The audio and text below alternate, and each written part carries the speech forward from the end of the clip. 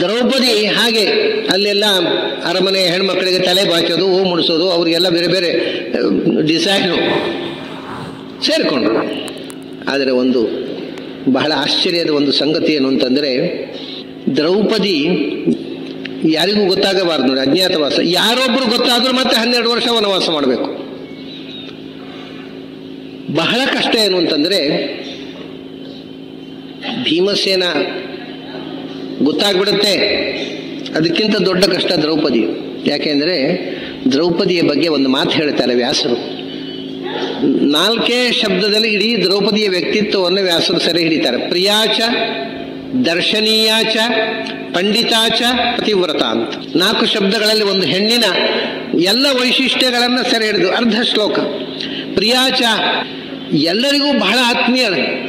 ದ್ರೌಪದಿ ಅಂತಂದರೆ ಎಲ್ಲರಿಗೂ ಇಷ್ಟ, ಬಹಳ ಆತ್ಮೀಯಳು. ಆಮೇಲೆ 2ನೇ ದರ್ಶನೀಯಾಚ, ಅತ್ಯಂತ ಸುಂದರಿ. ಎಷ್ಟು ಸುಂದರಿ ಅಂತಂದರೆ ಅದನ್ನು ವ್ಯಾಸರು ಮುಂದೆ ಹೇಳ್ತಾರೆ ಒಂದೆರಡು ಕಡೆ, ನಾನು ತಮ್ಮ ಮುಂದೆ ನಿವೇದಿಸಿಕೊಳ್ತೇನೆ.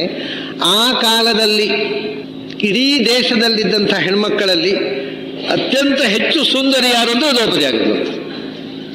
ಭಾರೀ ಸುಂದರಿ, ಎಲ್ಲರಿಗೂ ಆತ್ಮೀಯಳು, ಅತ್ಯಂತ ಸುಂದರಿ. ಸೌಂದರ್ಯ ಮಾತ್ರ ಕ್ವಾಲಿಟಿ ಅಲ್ಲ, ಪಂಡಿತಾಚ, ಆ ಕಾಲದಲ್ಲೇ ಮಹಾವಿದುಷಿ. ಎಷ್ಟು ದೊಡ್ಡ ವಿದುಷಿ ಅಂತಂದರೆ ಬಹಳ ತಮಾಷೆ ಇದೆ. ಮಹಾಭಾರತದಲ್ಲಿ ಇಂಥದ್ದನ್ನೆಲ್ಲ ಬಹಳ ರೋಚಕವಾಗಿ ಹೇಳ್ತಾರೆ. ಎಷ್ಟು ದೊಡ್ಡ ವಿದುಷಿ ಅಂತಂದರೆ, ದ್ರೌಪದಿ ಎಷ್ಟು ಎತ್ತರದ ವಿದುಷಿ ವಿದ್ವಾಂಸರು ಆ ಕಾಲದಲ್ಲಿ ಅದೇನೋ ಕೃಷ್ಣ ಭೀಮ ಹುಂಗ್ಯ ಯಾರೂ ಇರಲಿಲ್ಲ ಅಂತ. ದ್ರೌಪದಿಯ ಮಟ್ಟಕ್ಕೆ ಏರಿದ ವಿದ್ವಾಂಸರು ಗಂಡಸರಲ್ಲಿ ಯಾರೂ ಇರಲಿಲ್ಲ ಆ ಕಾಲದಲ್ಲಿ. ಅದನ್ನು ಸತ್ಯಭಾಮೆ ಒಂದು ಸರ್ತಿ ದ್ರೌಪದಿ ಹತ್ರ ಒಂದು ಪ್ರಶ್ನೆ ಮಾಡ್ತಾಳೆ.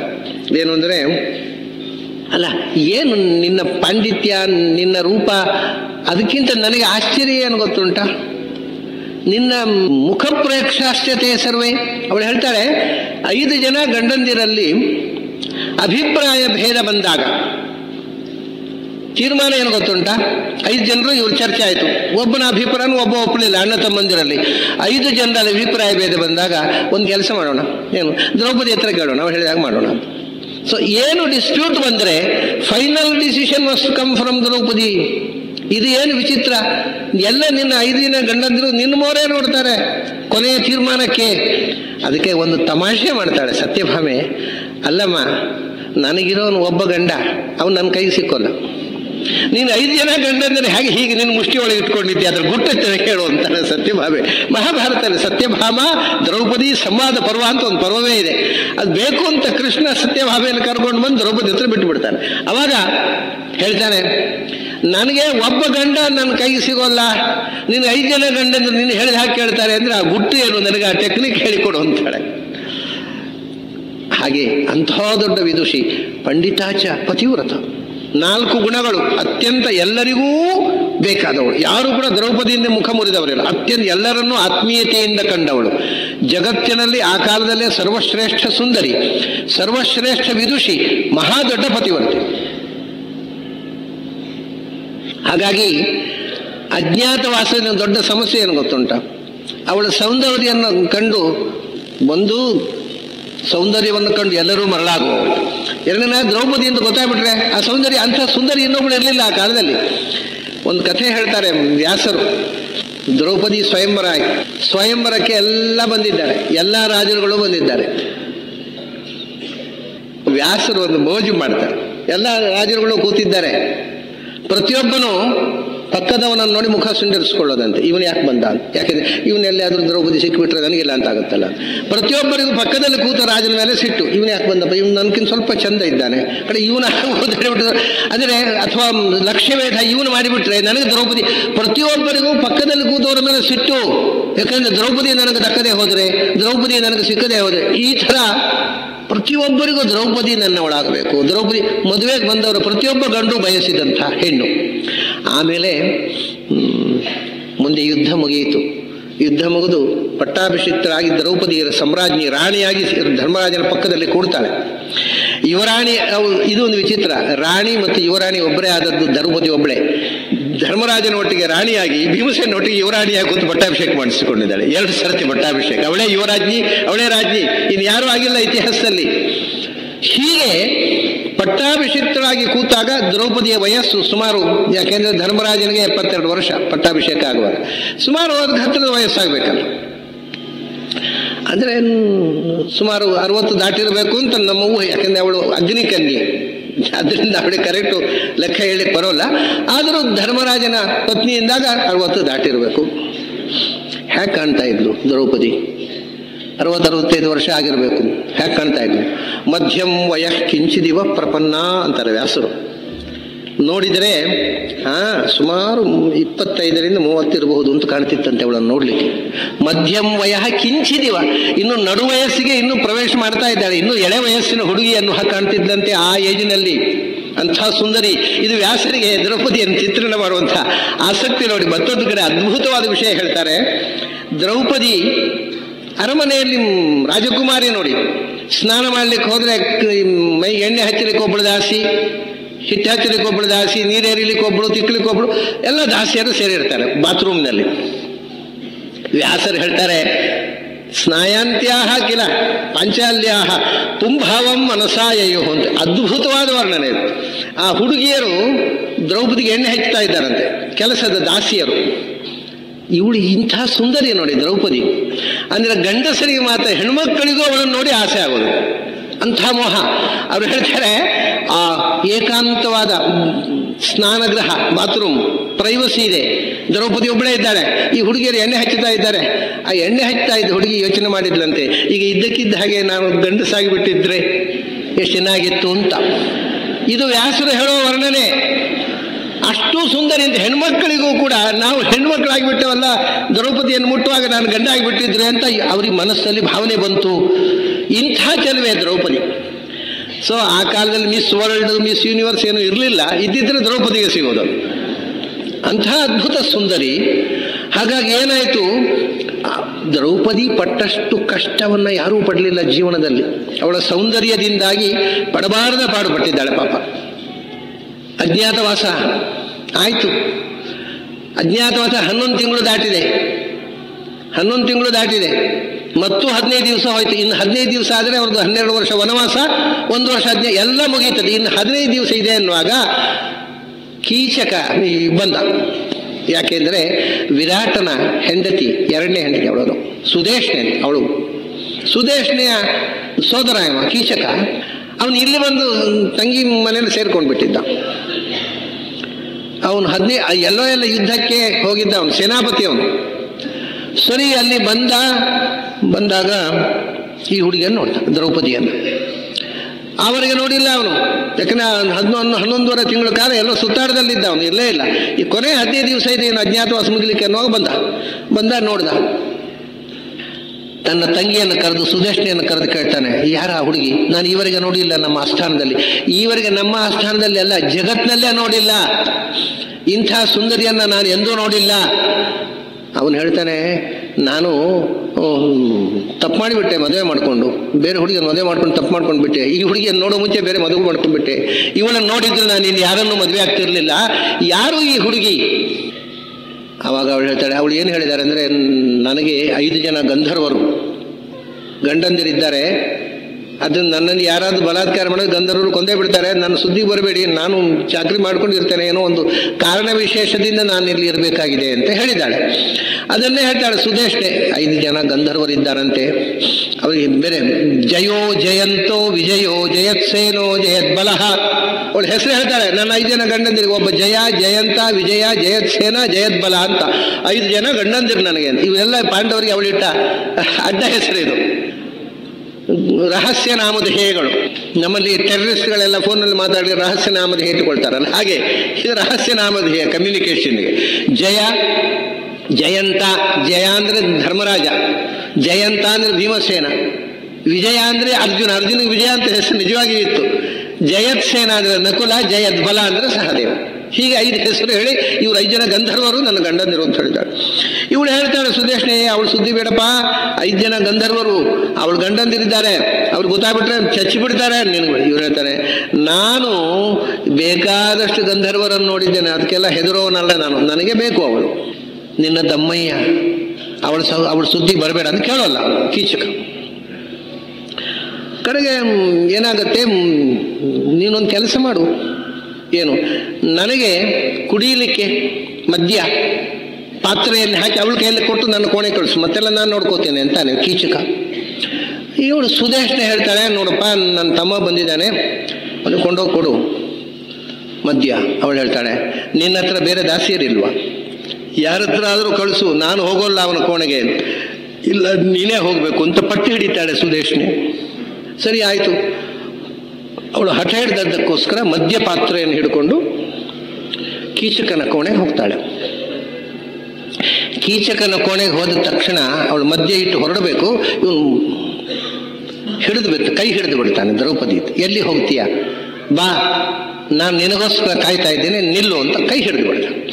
ಕೈ ಹಿಡಿದ ಕೂಡಲೇ ದ್ರೌಪದಿ ಒಂದು ಸಾರಿ ಜಾಡಿಸಿ ಕೈಯನ್ನ, ಅವನು ಅಷ್ಟು ಜಾಡಿಸ್ತಾಳೆ ಅಂತ ಕಲ್ಪನೆ ಇರಲಿಲ್ಲ, ಕೈ ಗ್ರಿಪ್ ತಪ್ಪಿ ಹೋಯ್ತು ಅವನಿಗೆ, ಒದ್ದು ಬಿಡ್ತಾಳೆ, ಜಾರಿ ಬಿದ್ದು ಬಿಡ್ತಾನೆ. ದ್ರೌಪದಿ ಅವನು ಹೊರಗೆ ಬರ್ತಾನೆ, ಇವಳು ಕೈ ಜಾಡಿಸ್ಕೊಂಡು ಹೊರಗೆ ಓಡಿ ಬರ್ತಾಳೆ. ಹೊರಗೆ ಓಡಿ ಬಂದ ತಕ್ಷಣ ಅವನು ಬೆನ್ನಟ್ಟುತ್ತಾನೆ, ಒದ್ದು ಬಿಡ್ತಾಳೆ ದ್ರೌಪದಿ. ಅನಿರೀಕ್ಷಿತವಾದ ಹೆಣ್ಣಿನ ಒದೆತ ಅವನು ನಿರೀಕ್ಷೆ ಮಾಡಿರಲಿಲ್ಲ, ಒದಿತಾಳೆ ಅಂತ.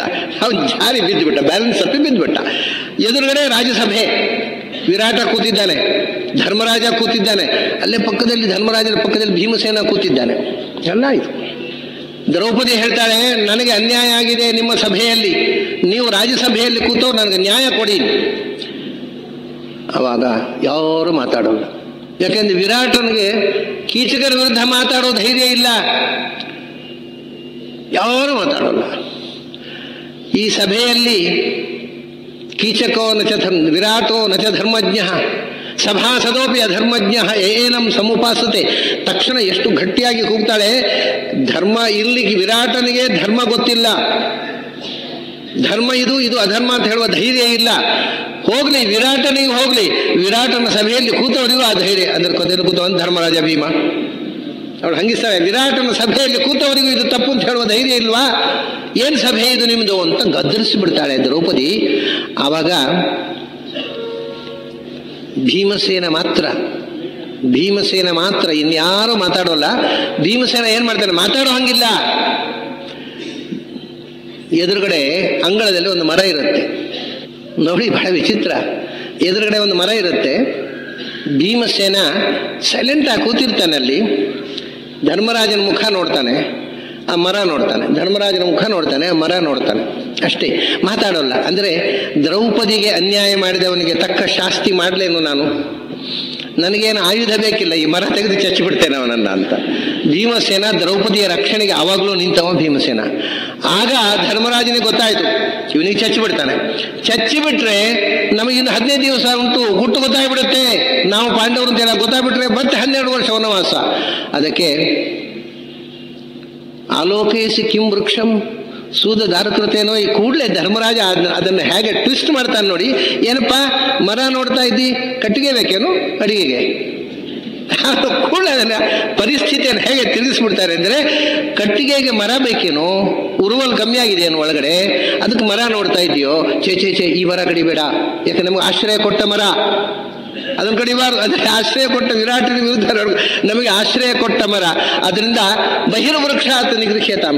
ಯಾವಾಗಲೂ ದೂರದಲ್ಲಿ ಕಾಡಿನಲ್ಲಿದ್ದ ಮರ ತಗೋ, ಈ ಮರ ಕಡಿಲಿಕ್ಕೆ ಹೋಗ್ಬೇಡ. ಅಂದರೆ ಎಲ್ಲ ಭೀಮನಿಗೆ ಮಾತ್ರ ಅರ್ಥ ಆಗುತ್ತೆ, ದ್ರೌಪದಿಗೆ ಮಾತ್ರ ಅರ್ಥ ಆಗುತ್ತೆ, ಉಳಿದವರಿಗೆ ಅರ್ಥ ಆಗದಂಥ ರಹಸ್ಯ ಭಾಷೆಯಲ್ಲಿ ಉತ್ತರ ಕೊಟ್ಟ.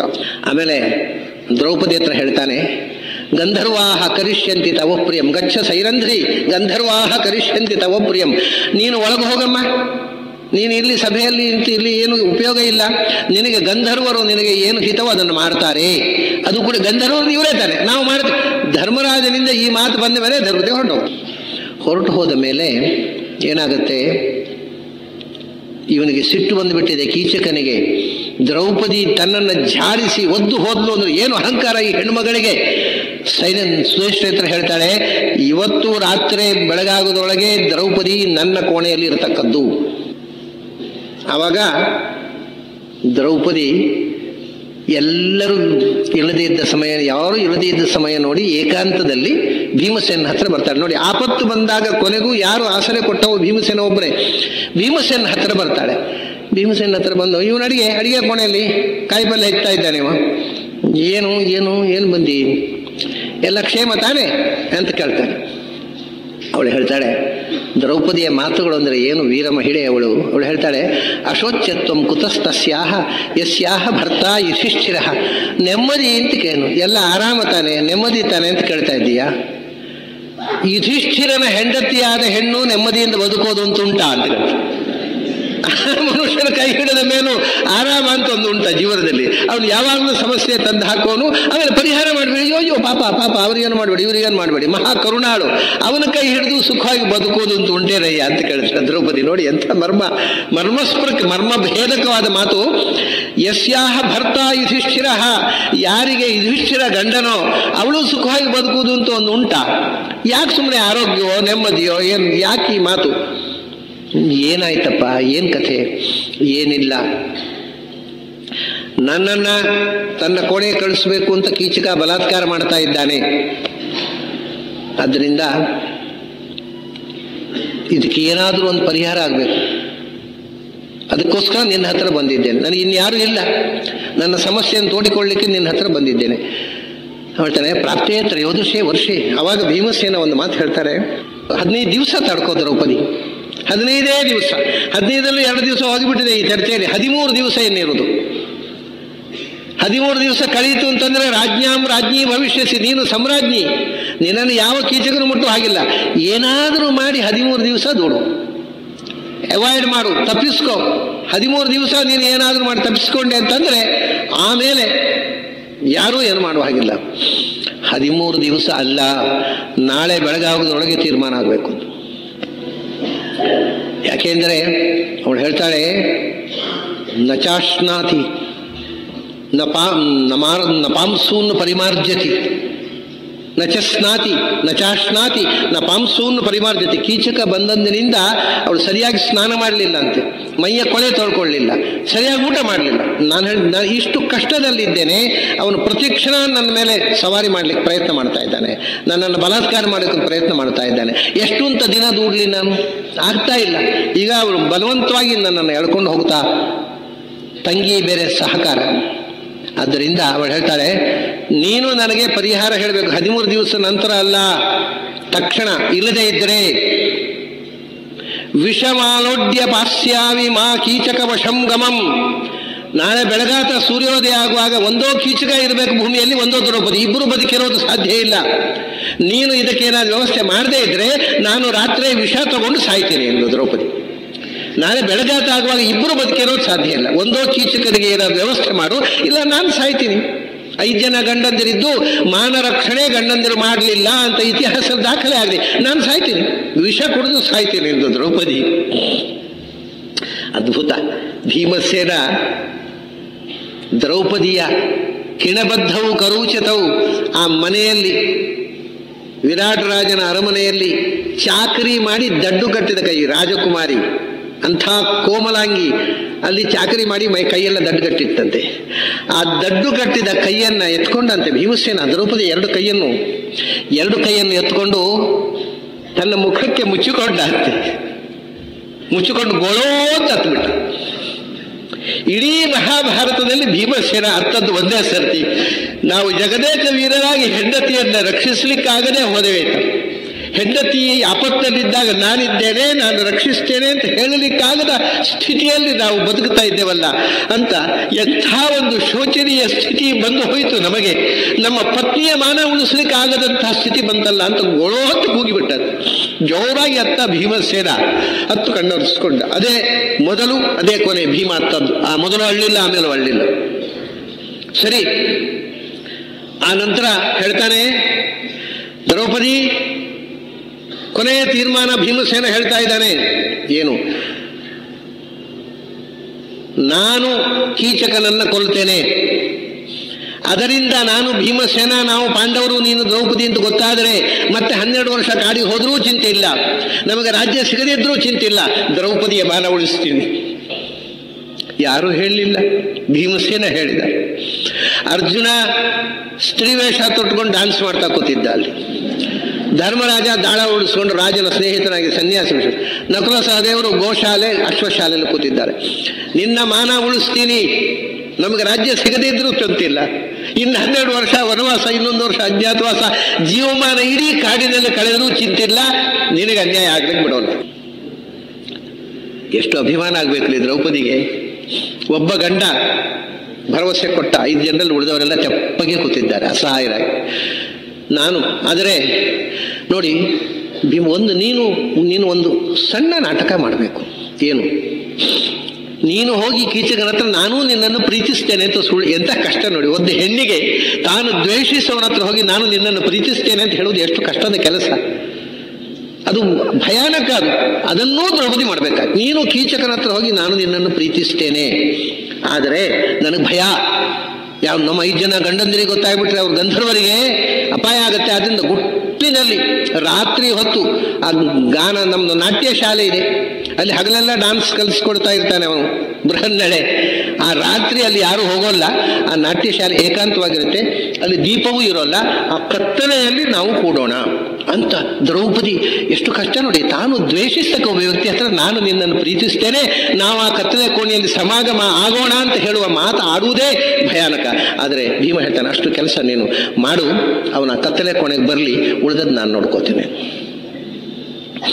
ಸರಿ, ನಿಮ್ಗೆ ಗೊತ್ತಿದೆ, ದ್ರೌಪದಿ ಹೇಳಿದ್ಲು ಹಾಗೆ, ನನಗೂ ನಿನ್ನ ಮೇಲೆ ಮನಸ್ಸಿದೆ, ಆದರೆ ಏನು ಮಾಡೋಣ, ಹೆದರಿಕೆ.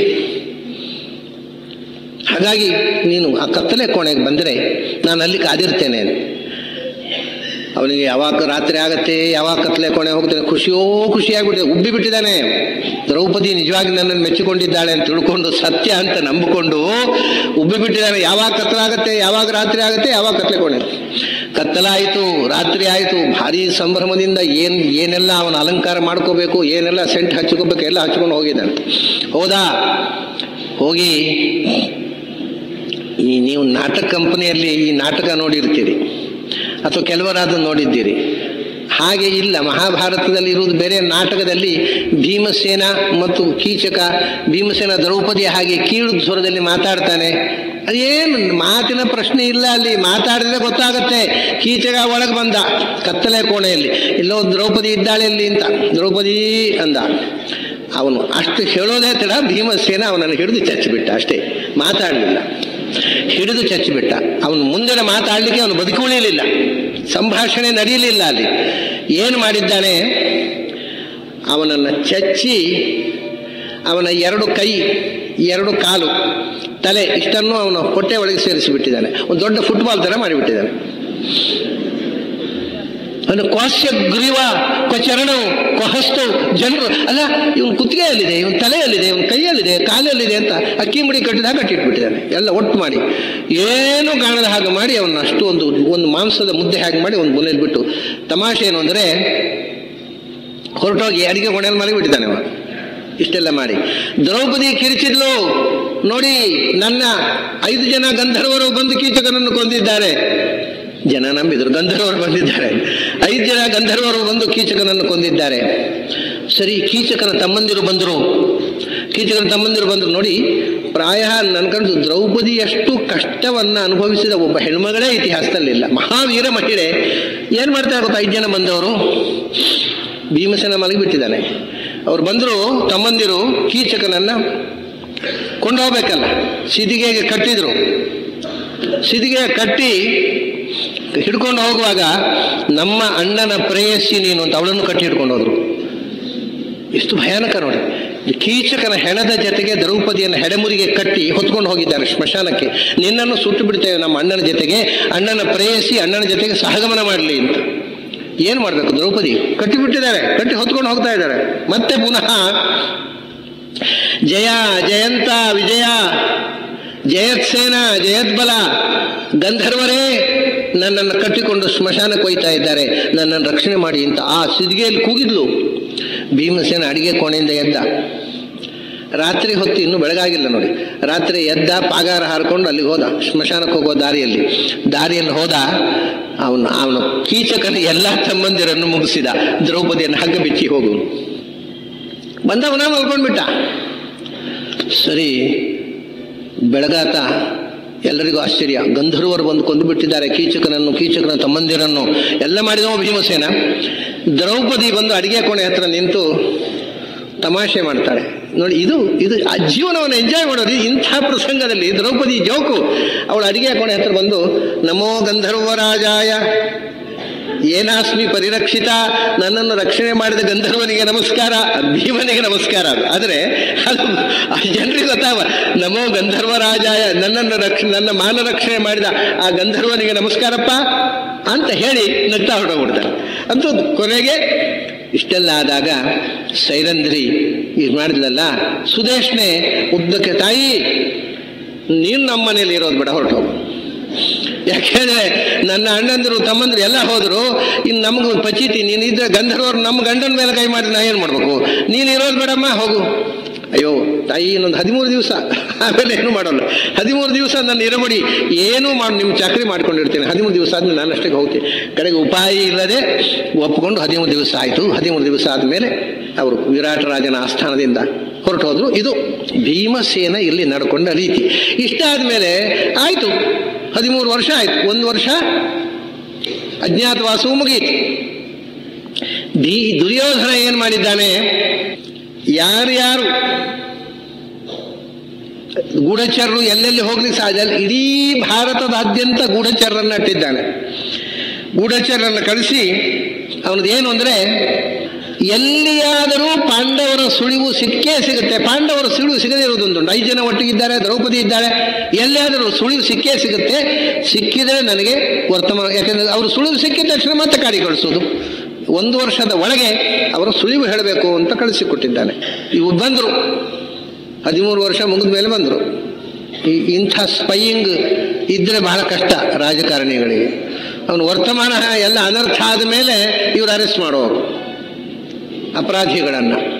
ಹಾಗೆ ಬಂದು ದುರ್ಯೋಧನ ಏನು ಪಾಂಡವರದ್ದು ಗುರುತು ಸಿಗ್ತಾ, ಇಲ್ಲ ಸ್ವಾಮಿ, ಪಾಂಡವರು ಅವರು ಖಂಡಿತವಾಗಿ ಕಾಡಿನಲ್ಲಿ ಯಾವುದೋ ಕಾಡು ಪ್ರಾಣಿಗಳ ಬಾಯಿಗೆ ಸಿಕ್ಕಿ ಸತ್ತು ಹೋಗಿರಬೇಕು. ಯಾಕೆ ಇಲ್ಲದೆ ಗೊತ್ತಾಗದೇ ಇರೋದು ಸಾಧ್ಯವಿಲ್ಲ.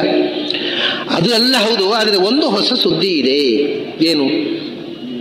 ವಿರಾಟ ನಗರದಲ್ಲಿ ಕೀಚಕ, ನಾವು ಕೀಚಕನಿಗೆ ಹೆದರಿ ವಿರಾಟ ನಗರದ ಸುದ್ದಿಗೆ ಹೋಗಿರಲಿಲ್ಲ ಇವರಿಗೆ. ಅಂಥ ಕೀಚಕನನ್ನ ಯಾರೋ 5 ಜನ ಗಂಧರ್ವರು, ಒಬ್ಬಳ ಹೆಣ್ಮಗಳನ್ನು ರಕ್ಷಣೆ ಮಾಡೋದಕ್ಕೋಸ್ಕರ 5 ಜನ ಗಂಧರ್ವರು ಕೊಂದಿದ್ದಾರೆ. ಇದೊಂದು ಹೊಸ ಸುದ್ದಿ. ಅಂದರೆ ಈಗ ವಿರಾಟ ನಗರದ ಮೇಲೆ ನಾವು ದಾಳಿ ಮಾಡಬಹುದು. ನಮಗೆ ಇಷ್ಟವಾದ ಕೀಚಕ ಇದ್ದದ್ರಿಂದ ವಿರಾಟ ನಗರದ ಹಿಡಿತಾ ಇರಲಿಲ್ಲ, ಇನ್ನು ನಾವು ಅದನ್ನು ಸ್ವಾಧೀನಪಡಿಸ್ಕೊಳ್ಳಿ, ಇದೊಂದು ಹೊಸ ಸುದ್ದಿ ಉಂಟು ಸ್ವಾಮಿ ಅಂತಾರೆ ಗೂಢಚರರು. ದುರ್ಯೋಧನನ ಬುದ್ಧಿವಂತಿಕೆ ನೋಡಿ ಅವನು ಹೇಳ್ತಾನೆ, ಹೌದಾ, ಕೀಚಕನನ್ನ ಗಂಧರ್ವರು ಕೊಂದ್ರ? ಯಾವ ಗಂಧರ್ವರಂತೆ? ಯಾರೋ ಗೊತ್ತಿಲ್ಲಪ್ಪ, ಯಾರೋ ಗಂಧರ್ವರಂತೆ. ಇವನು ಕೂಡಲೇ ಒಂದು ಲಾಜಿಕಲ್ ಕನ್ಕ್ಲೂಷನ್ಗೆ ಬರ್ತಾನೆ. ಏನು ಅಂದರೆ,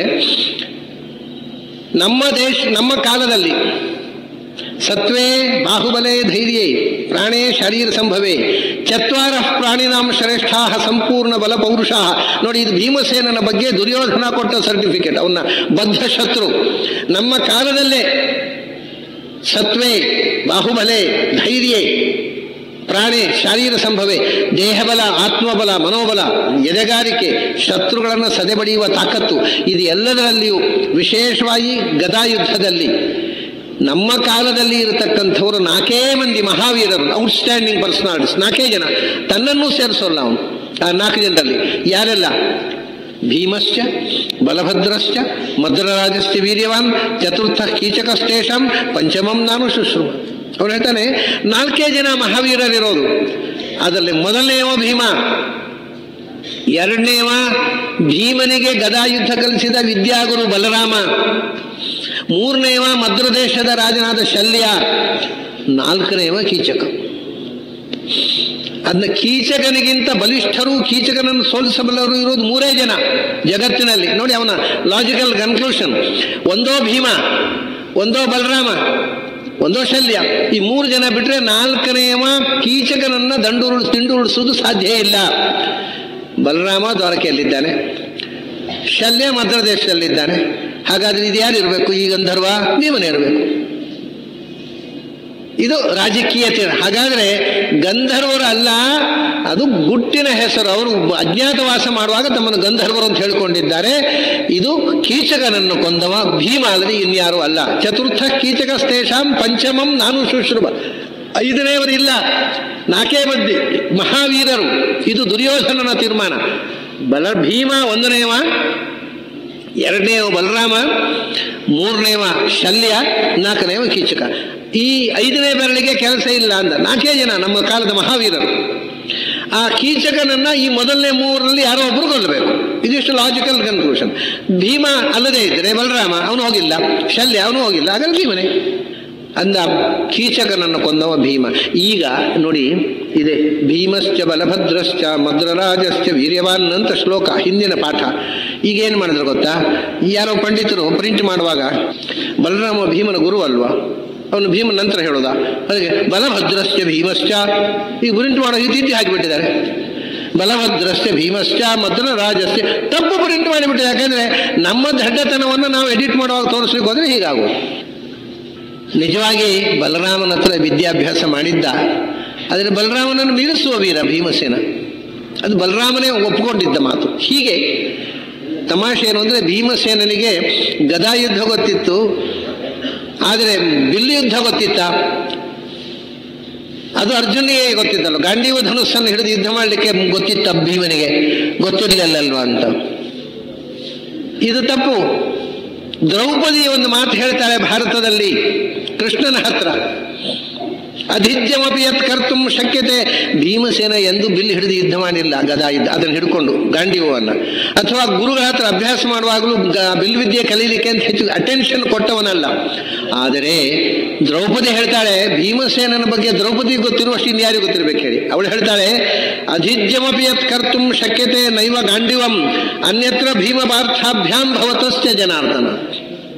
ಗಾಂಡೀವ ಧನುಸ್ಸನ್ನು ಎತ್ತಿ ಅದನ್ನು ಹಿಡಿದು ಬಾಣ ಹೂಡಿ ಯುದ್ಧ ಮಾಡಬಲ್ಲವರು ನಮ್ಮ ಕಾಲದಲ್ಲಿ ಈ ದೇಶದಲ್ಲಿರುವವರು 3 ಜನ. ಯಾರೆಲ್ಲ? ನೀನು, ಕೃಷ್ಣನ ಹತ್ರ ದ್ರೌಪದಿ, ನೀನು ಮತ್ತು ಭೀಮಾರ್ಜುನರು. ಅನ್ಯತ್ರ ಭೀಮ ಪಾರ್ಥಾಭ್ಯಾಂ, ಭೀಮ ಅರ್ಜುನ ಮತ್ತು ಭವತಶ್ಚ, ನೀವು 3 ಜನ ಬಿಟ್ಟರೆ ಇನ್ಯಾರೂ ಗಾಂಡೀವ ಧನುಸ್ಸನ್ನು ಹಿಡಿದು ಯುದ್ಧ ಮಾಡಬಲ್ಲವರಿಲ್ಲ. ಅವಳು ಭೀಮನಿಗೆ ಗಾಂಡೀವ ಧನುಸ್ಸು ಹಿಡಿದು ಯುದ್ಧ ಮಾಡುವಂತಹ ಚಮತ್ಕಾರ ಇತ್ತು ಅಂತಾಳೆ. ಎಲ್ಲ ವಿದ್ಯೆಯನ್ನು ಬಲ್ಲವ, ಅದರದ್ದು ಯಾವುದನ್ನು ಬಳಸಲಿಲ್ಲ. ಒಂದು ದಿನವೂ ಗಾಂಡೀವವನ್ನು ಎತ್ತಿ ಹಿಡಿಯಲಿಲ್ಲ. ಯಾಕಂದರೆ ಅದರ ಕೃಷ್ಣ ಹಿಡಿದಿದ್ನ ಯಾಕೆ ಬೇಕು? ಕೃಷ್ಣನಿಗೆ ಗಾಂಡೀವದ ಅಗತ್ಯ ಏನು? ಅವನ ಕೈಯಲ್ಲಿ ಆಯುಧವೇ ಹಿಡಿಯಲಿಲ್ಲ 18 ದಿವಸ ಯುದ್ಧದಲ್ಲಿ.